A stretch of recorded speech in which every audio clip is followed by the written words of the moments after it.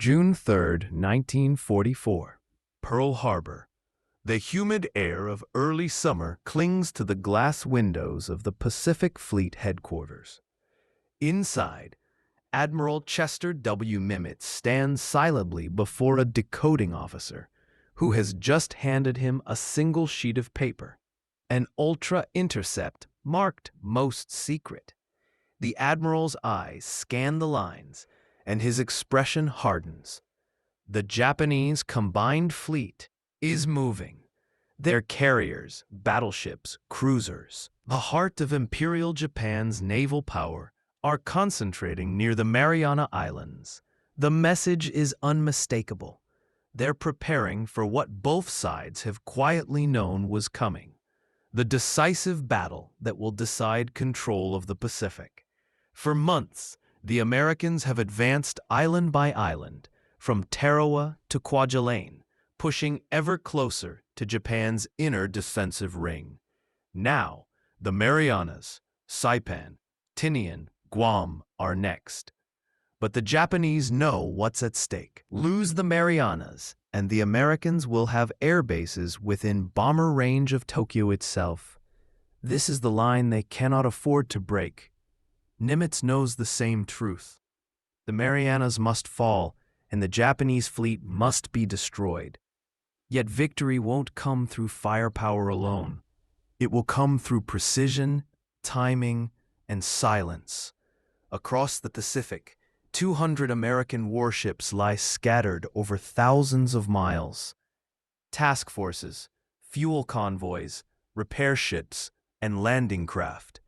They are separated by oceans, spread from Majuro to Guadalcanal, from Pearl Harbor to Espiritu Santo, and Nimitz has just 72 hours to move them all, unseen, undetected, 3,000 miles across open ocean into perfect formation, ready for battle. There will be no second chances. One intercepted radio message, one careless signal, and the Japanese will know everything. Their fleet will reposition, their submarines will intercept, and the invasion of Saipan, the key to Japan's outer defense, will collapse before it begins. In this moment, standing at his desk, in Pearl Harbor, Nimitz faces not an enemy of flesh and steel, but a problem of mathematics and nerve.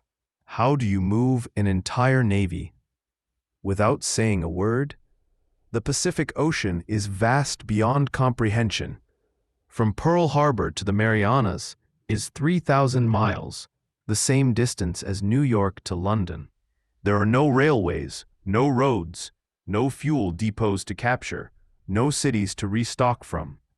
Every drop of fuel, every shell, every spare part must be carried with them. A single battleship consumes 8,000 gallons of fuel per hour at cruising speed. A single carrier task force, one carrier, 4 destroyers, 2 cruisers, burns 50,000 gallons an hour. Task Force 58, the great striking arm of the U.S. Navy under Admiral Mark Mitzker, is the largest naval force ever assembled. 15 carriers, 7 battleships, 21 cruisers, 69 destroyers. Together at speed, they drink 1.2 million gallons of fuel per day. Just the voyage from Pearl Harbor to the Marianas will consume nearly 5 million gallons before the first shot is fired. And once they arrive, they must still fight, and then return. Logistics, the lifeblood of war. It is here, in the invisible arteries of fuel and supply, that modern wars are won or lost. The Japanese Navy faces the same challenge, but their solution is very different. Every convoy, every ton of fuel, every deployment requires approval from the combined fleet headquarters in Tokyo. Every operation is planned weeks, even months, in advance. It is a system built for control, not speed. It functions beautifully in peace, but it suffocates in war. When decisions must be made in hours, the Japanese system still thinks in weeks. And now, that delay will prove fatal. Chester Nimitz was never meant to be a warrior admiral. He never commanded a carrier group in combat. He never led a battleship into a gun duel. His genius was quieter, methodical. He was a submariner, a man trained to think in silence, to survive through planning, deception, and patience. Submariners cannot radio for help. They cannot ask for permission before acting. They must anticipate, prepare, and act on instinct. And it was this mindset, independent, flexible, decentralized, that Nimitz carried with him when he took command of the Pacific Fleet in the smoking aftermath of Pearl Harbor. He inherited ruins, burning ships, lost men, broken morale. But rather than rebuilding the shattered battleship fleet, Nimitz rebuilt something far more vital: a system. He began constructing the invisible machinery of modern warfare, logistics networks that would allow American fleets to move, fight, and sustain themselves across thousands of miles of open ocean. He established forward bases at Ulithi, Eniwetok, and Majuro, vast floating depots of fuel, ammunition, repair ships, and supply barges, each one ready to support entire fleets without needing to return to Pearl Harbor. Every task force would have its own shadow, a network of oilers, supply ships, and tenders following silently behind, ready to refuel, rearm, and repair. Nimitz also changed how the Navy thought about command. No longer would every decision need to pass through headquarters. He issued objectives, not orders. He trusted his commanders to use judgment, not checklists. He gave them sealed orders, envelopes containing pre-written contingencies for every scenario. If the Japanese fleet moves north, open envelope A. If they move south, envelope B. If communications are lost, envelope C. Each rendezvous point was predetermined, each supply depot preloaded. No radio contact required, no delay, no exposure. It was a new philosophy: decentralized execution, centralized preparation. A war run by foresight rather than control. And now, on June 3, 1944, that system would face its ultimate test. At 0600 hours, the Ultra Intercept arrives. The Japanese combined fleet, 9 carriers, 5 battleships, and dozens of cruisers, is concentrating near the Philippines. They're preparing to intercept the American invasion of Saipan. If they succeed, the Pacific advance could stall for a year, maybe more. By 0700, Nimitz has made his decision. The invasion schedule will not change. The fleet will sail, but it will do so silently.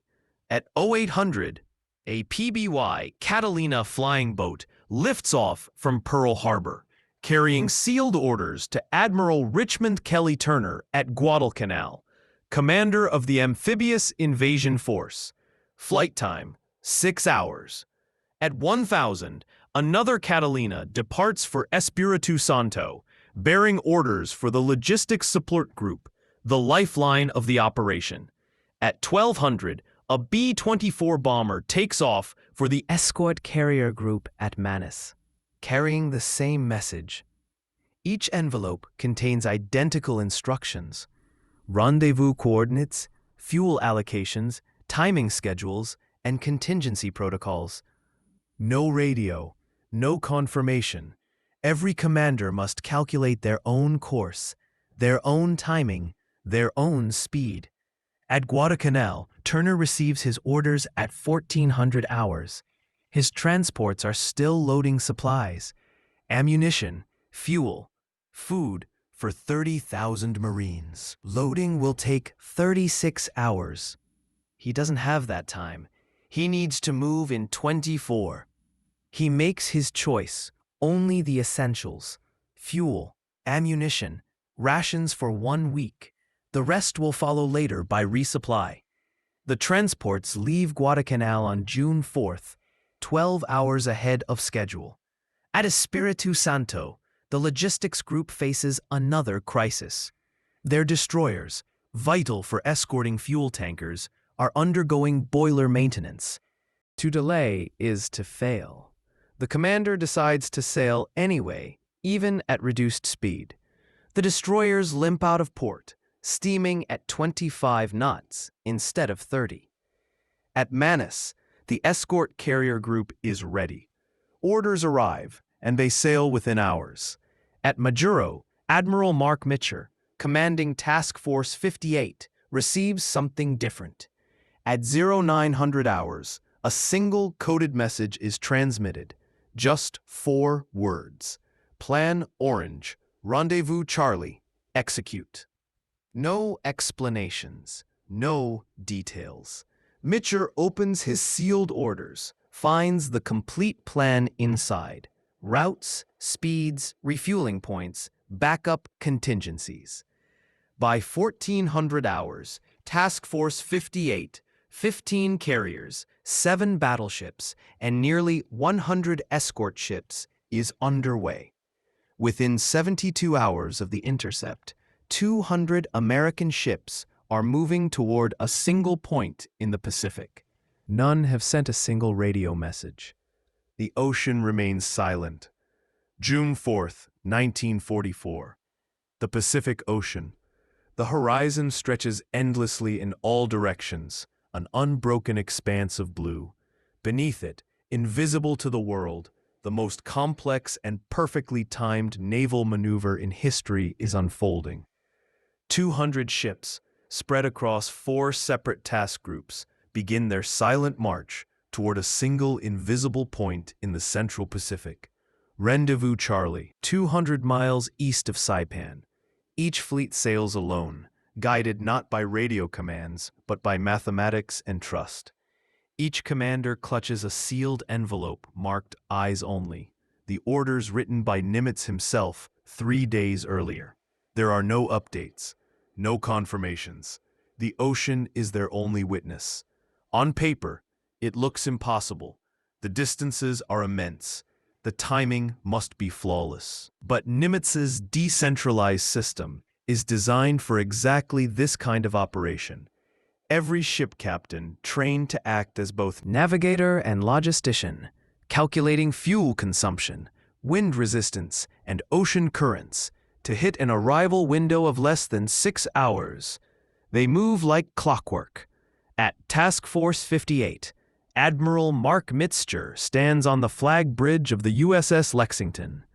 The morning sun glints off the carrier deck as aircraft crews prepare for daily drills. But there is no radio chatter, no bursts of static across the comm channels, just the low hum of engines and the rhythmic slap of waves against the hull. Each night, Mitcher's navigators take celestial readings with sextants, checking their course against the stars. Each morning, the engineering teams report fuel consumption to the ounce. At cruising speed, his fleet burns more than 1 million gallons of oil per day, drawn from the tankers following hundreds of miles behind. But even that supply has limits. Every deviation from schedule, every sudden change of speed, consumes thousands of gallons more. There can be no errors. By June 5, Turner's amphibious transports have cleared Guadalcanal. heavy seas slow them, but they maintain formation. Supply officers aboard the USS Sumter Run the numbers. 5 days, 1,500 miles. Just enough fuel is the weather holds. Crews work without rest, checking boilers, rationing water. Every gallon saved is a gallon closer to Saipan. At Espiritu Santo, Captain Harold Stassen's logistics group pushes north at reduced speed. His destroyers trail thin plumes of black smoke from their damaged boilers. But the tankers, massive, slow-moving ships carrying millions of gallons of fuel, press on. Without them, the invasion fleet would stall before it ever reached the Marianas. At Manus, the escort carrier group sails under a pale moon. Their decks are lined with Avengers and Wildcats, their engines idling as pilots review flight charts by flashlight. They'll provide air cover for the invasion fleet but only if they reach Rendezvous Charlie on time. By June 7th, the ocean begins to close around them. The American Armada is converging.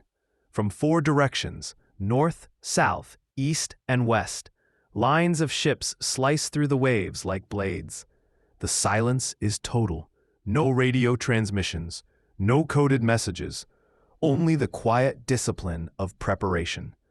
Japanese radio listening stations in the Philippines report nothing. Their direction-finding arrays, so effective at tracking Allied fleets in 1942, hear only static. The Americans have vanished into the sea. On the bridge of the USS Hornet, Mitzker reviews the final leg of the voyage with his operations officer. They'll reach the rendezvous point at dawn on June 9th. The timing is perfect. Fuel reserves stable, weather favorable. Mitzker's staff officers marvel at the precision. Not a single order had to be changed en route. June 9th, 1944, 0600 hours. The coordinates for Rendezvous Charlie are nothing but empty ocean. No land, no islands, no points of reference. And yet, one by one, the ships appear. Task Force 58 arrives first. 15 carriers spread across the horizon like floating cities. The battleships and cruisers form a protective ring, destroyers darting in and out like sentinels. At 0800, black dots appear on the horizon, Turner's amphibious transports from Guadalcanal. Their decks are stacked with landing craft, their holds crammed with tanks and artillery for the assault on Saipan. They've traveled 1,500 miles in 5 days, to the minute. At 1,000, the first of Stassen's fuel convoys rises from the mist. 20 massive oilers, 15 ammunition ships, 8 repair vessels, all in formation, all exactly on schedule.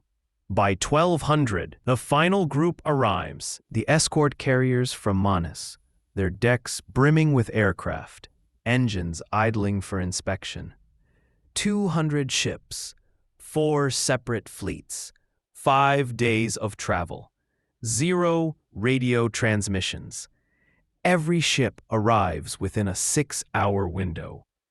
No one watching from shore would ever know that one of the greatest logistical feats in human history has just taken place. But for Nimitz's commanders, it's a quiet triumph, a proof of concept for a system designed to make chaos obey the clock. As the ships refuel and rearm at sea, the ocean itself becomes an extension of Pearl Harbor's logistics network. Ammunition barges shuttle shells across calm waters. Tankers transfer thousands of gallons of fuel through hoses as thick as a man's torso. Destroyers queue for resupply, their decks lined with sailors hauling cables and crates under the blazing sun. And still, silence. Not one word is transmitted. Not one signal leaks. The Japanese combined fleet remains anchored at Tawi-Tawi, thousands of miles away. Their reconnaissance planes fly patrols over the Philippine Sea, searching for signs of American movement. But every report comes back the same: ocean clear, no enemy detected. They are 3 days behind the American schedule, and they don't know it yet. By June 11th, Admiral Jisaburo Ozawa, commanding the Japanese fleet, finally receives orders to sortie. His ships groan under shortages, fuel rationed, crews exhausted, maintenance delayed. His fleet's oilers are weeks behind schedule, and the refueling operation is chaotic. What took Nimitz's fleets hours to accomplish in silence takes the Japanese days of disorganized radio chatter. Meanwhile, Task Force 58 has been waiting, fully fueled, fully supplied, pilots rested, ships refitted. Mitcher knows what's coming. The Americans have known for a week. Their radar coverage extends hundreds of miles. Their combat air patrols have already rehearsed interception drills every morning. When the Japanese finally arrive, they will be facing not a fleet caught by surprise, but one that's been expecting them. The Japanese strike force launches the first wave. 373 carrier aircraft, Zeros, Judys, and Kates, streaking east toward Task Force 58. They never make it. American radar detects them 150 miles out. Within minutes, hundreds of Hellcats rise to meet them, guided by radar vectors. What follows is not a battle, it's a massacre. The sky over the Pacific becomes a graveyard of burning planes. American pilots, well-rested and briefed for days, move with deadly precision. Japanese pilots, exhausted from 5 days of near-constant flight operations, make fatal mistakes, missed bearings, bad formations, poor coordination. By sunset, 343 of 373 Japanese aircraft are gone. The Americans call it the Great Marianas Turkey Shoot. But this victory isn't about superior dogfighting. It's not about luck or even tactics. It's about logistics. Because while the Japanese have been scrambling to refuel and reposition, the Americans have been waiting. Fuel lines topped off, ammunition loaded, gunners at their posts. When the attacks come, destroyers fire until their barrels glow red. Cruisers exhaust their anti-aircraft magazines, then reload from ammunition ships waiting just miles behind the fleet. The Japanese, by contrast, are running dry. Every shell fired is one less for the next wave. Every mile steamed burns fuel they cannot replace. By the end of June 19th, the Japanese lose 3 carriers and nearly their entire naval air arm. The Americans lose 130 planes, most of whose pilots are rescued thanks to destroyers and submarines positioned exactly where they need to be. Even loss has been accounted for. The sun sets over the Philippine Sea in bands of orange and violet, painting the ocean with the fading glow of fire and wreckage. The battle, what the Americans will later call the Great Marianas Turkey Shoot, has ended.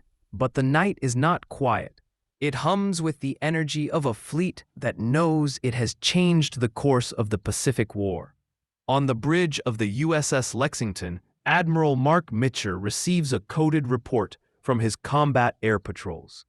The Japanese fleet, what's left of it, is fleeing west.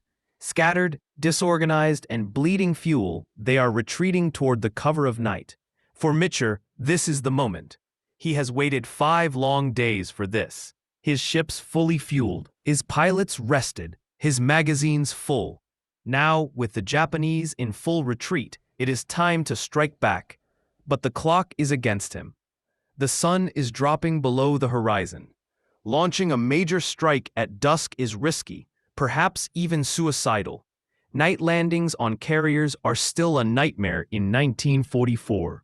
There are no deck lights, no radar-assisted landing systems. Pilots must line up in total darkness, guided only by the faint glow of phosphorescent paint on the flight deck. Mitcher looks out across the sea at the rows of waiting Hellcats, Avengers, and dauntless bombers. He doesn't hesitate. "Launch the strike," he orders. Every second counts.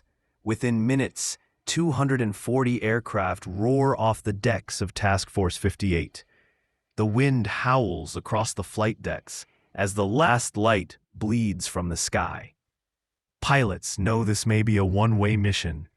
They race west, their formation stretching across the twilight. Each squadron follows faint compass bearings and the dying glow of the sun, searching for radar echoes that might mark the fleeing Japanese carriers. At 1900 hours, they find them, just visible against the horizon, faint silhouettes of flat tops, burning smoke into the darkening sky. What follows is chaos. Avengers drop torpedoes in near darkness. Diving bombers plummet through cloud and flak. Hellcats strafe ships at mast height. The Japanese fleet, already crippled and short on ammunition, can barely respond. A carrier Hyo takes 2 torpedoes amidships and explodes. The Zuikaku and Junyo, veterans of Pearl Harbor, are hit and burning. And still, the American planes keep coming.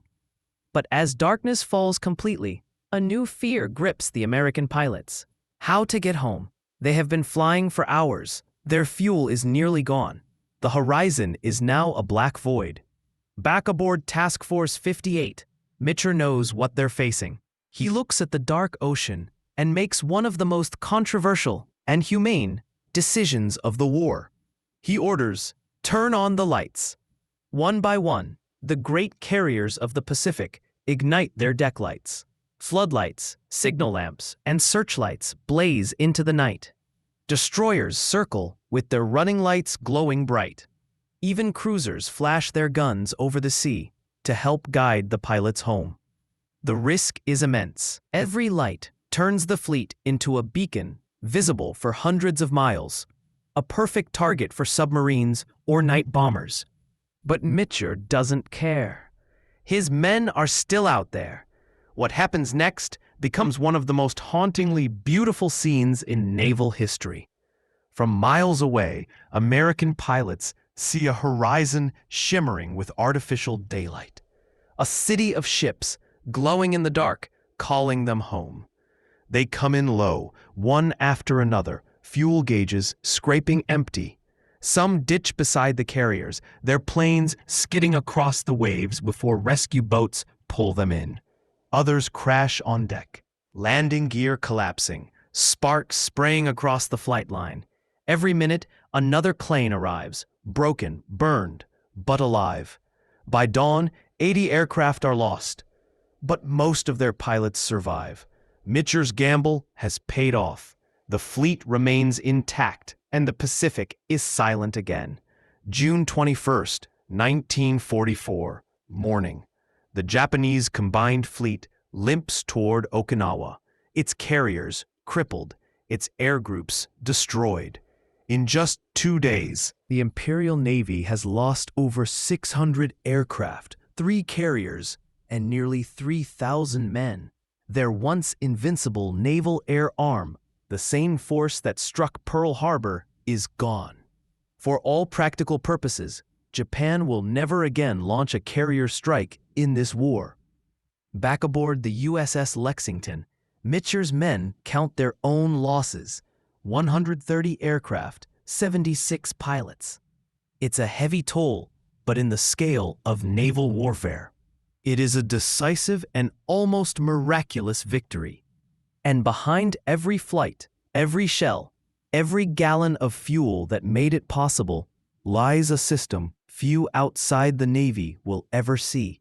The invisible machinery of war, the oilers, the supply ships, the floating workshops, the men who navigated by starlight through storm and silence to make sure the fleet never stopped moving. That was Nimitz's genius. He understood that the Pacific wasn't just a battlefield, it was a logistics problem. An ocean of impossible distances solved not by brute strength, but by mathematics, timing, and trust. Every destroyer escort, every oiler, every tender became part of a living organism, a mobile empire that could fight anywhere, forever. And in June 1944, that empire proved unstoppable. In the months that followed, the same logistics network carried the war to Guam, to the Philippines, and finally to Okinawa. By the time the Japanese homeland came into reach, Nimitz's fleet could sustain more than 1,000 ships and 500,000 men across an ocean larger than all of Europe. The Americans no longer needed bases, they brought their own. And that was the moment the Pacific War truly changed. Not at Midway, not at Guadalcanal, but here, in the heart of the Philippine Sea, when invisible mathematics, silent discipline, and perfect timing turned the tide of history. The ocean is calm again now. The wrecks of carriers and planes rest quietly on the seabed, swallowed by coral and silence.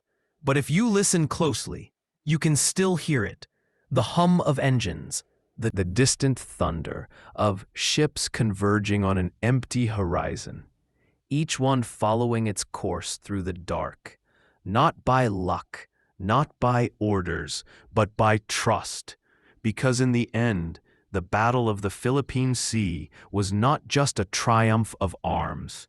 It was a triumph of organization, of precision, and of the men who could make chaos obey a clock. If this story of strategy, precision, and courage moved you, remember, it wasn't won by a single ship or a single man, but by a fleet that learned to make the impossible routine. If you'd like to see how the next phase of this war unfolded, when Nimitz's machine pushed toward the shores of Japan itself, be sure to subscribe, because in our next story, we'll uncover the operation that turned the Pacific into an unstoppable highway of war. And it all began here, with silence, trust, and 200 ships converging on a single invisible point in the vast, endless sea.